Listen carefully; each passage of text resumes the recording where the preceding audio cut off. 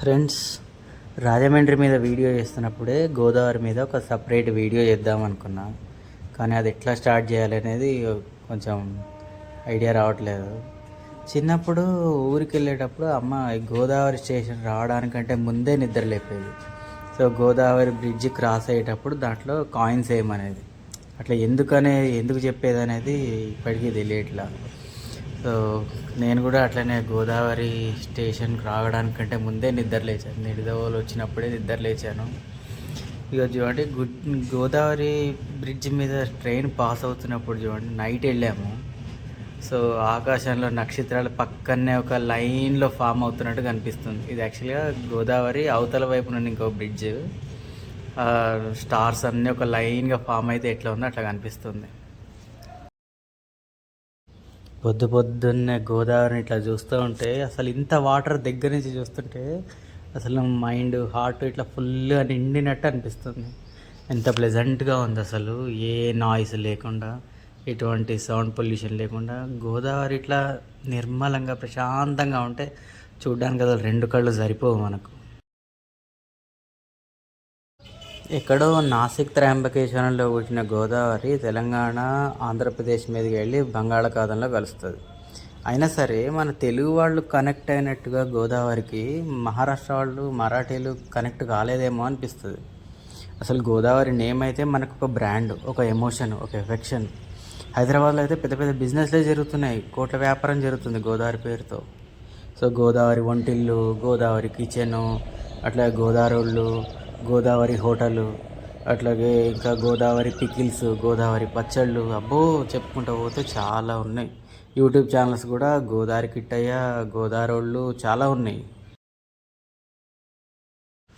మూవీస్లో కూడా అసలు గోదావరికి ఒక స్పెషల్. గోదావరి మీద ఎన్ని సాంగ్స్ వచ్చిన ప్రతి సాంగ్ సూపర్ హిట్. అప్పట్లో ఎప్పుడో చిన్నప్పుడు ఒక సాంగ్ విన్న, గోదావరి గట్టుంది కాడి నుంచి మొన్న సంక్రాంతికి వస్తున్నాంలో గోదావరి గట్టు మీద రామచిలుక దాకా ప్రతి song super hit. Director Vamsi గారు అయితే గోదావరి మీద ఒక్క సీన్ అయినా లేకుండా అసలు సినిమా కంప్లీట్ చేయడు. శేఖర్ కమల్ అయితే గోదావరి పేరుతో ఒక సినిమానే తీసేశాడు. ఇంకా దక్షిణ మధ్య రైల్వే ఏమైనా తక్కువ తిన్నదా? గోదావరి స్టేషన్ పేరుతో ఒక స్టేషనే కట్టేసింది. అట్లాగే గోదావరి ఎక్స్ప్రెస్ పేరుతో ఒక ఎక్స్ప్రెస్ నడిపిస్తుంది. దేశంలో ఇంకెక్కడ ఏ నది పేరు మీద ఒక ఎక్స్ప్రెస్ లేదు, ఒక స్టేషన్ లేదు. బహుశా దేవుడికి కూడా బాగా ఇష్టం అనుకుంటా గోదావరి అంటే. ఎందుకంటే పుట్టింది త్రయంబకేశ్వరంలో, వయా బాసర, అట్లాగే ధర్మపురి, కాళేశ్వరం, భద్రాచలం, ఆ తర్వాత రాజమండ్రి, పాపికొండలు దాటుకొని సముద్రంలో కలుస్తుంది. ఎన్ని టెంపుల్స్ ఉన్నాయి దారిలో. దేవుళ్ళు మాత్రమేనా, కవులు కూడా.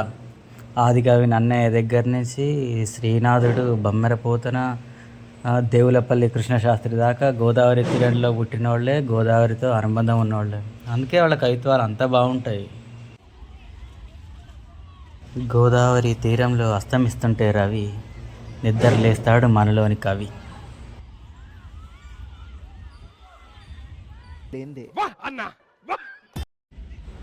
ఇలా గోదావరిని చూస్తుంటే మనలో కూడా ఒక కవి ఉండడని మనకే తెలుస్తుంది. అనుకోకుండా కవిత్వం అట్లా బయటకు వచ్చేస్తూ ఉంటుంది. సో లోపల నుంచి న్యాచురల్గా వచ్చే ఫీలింగ్స్ అవన్నీ. కొంతమంది బయటకు చెప్తారు, కొంతమంది చెప్పారు. మీరు ఎప్పుడైనా రాజమండ్రి కానీ లేదా కోనసీమలో గోదావరి ఉన్న ఏ ప్లేస్కి వెళ్ళినా మీరు ఇటువంటి ఎక్స్పీరియన్స్నే ఫేస్ చేస్తారు. మీకు కూడా లోపల నుంచి ఏవో మాటలు వినిపిస్తూ ఉంటాయి, ఏదో చెప్పాలనిపిస్తూ ఉంటుంది, కానీ అది బయటకు రావు. దేశంలోనే గంగా నది తర్వాత హారతి ఇచ్చేది మళ్ళీ గోదావరి నదికి. ఇంకేవో 2-3 నదులకు ఇస్తున్నారు, కానీ నేను చూసింది గంగా నది తర్వాత గోదావరి మాత్రమే. ఇందాక గోదావరి పేరుతో చాలా బిజినెస్ జరుగుతుందనే కదా, ఇక్కడ చూడండి గోదావరిలోనే వ్యాపారం జరుగుతుంది. కొత్తగా ఫ్లోటింగ్ రెస్టారెంట్ ఒకటి స్టార్ట్ చేశారు గోదావరిలో. ఇది కూడా బాగుంది, సూపర్ సక్సెస్ అయ్యింది. చూసారా గోదావరికి ఎన్ని ఇస్తుందో, ఎంతమందికి ఏమేమి ఇస్తుందో. ఫ్రెండ్స్, ఇది నా గోదావరి వీడియో. ఈ వీడియో మీ అందరికీ నచ్చితే లైక్ చేయండి, షేర్ చేయండి, అట్లాగే సబ్స్క్రైబ్ చేయండి.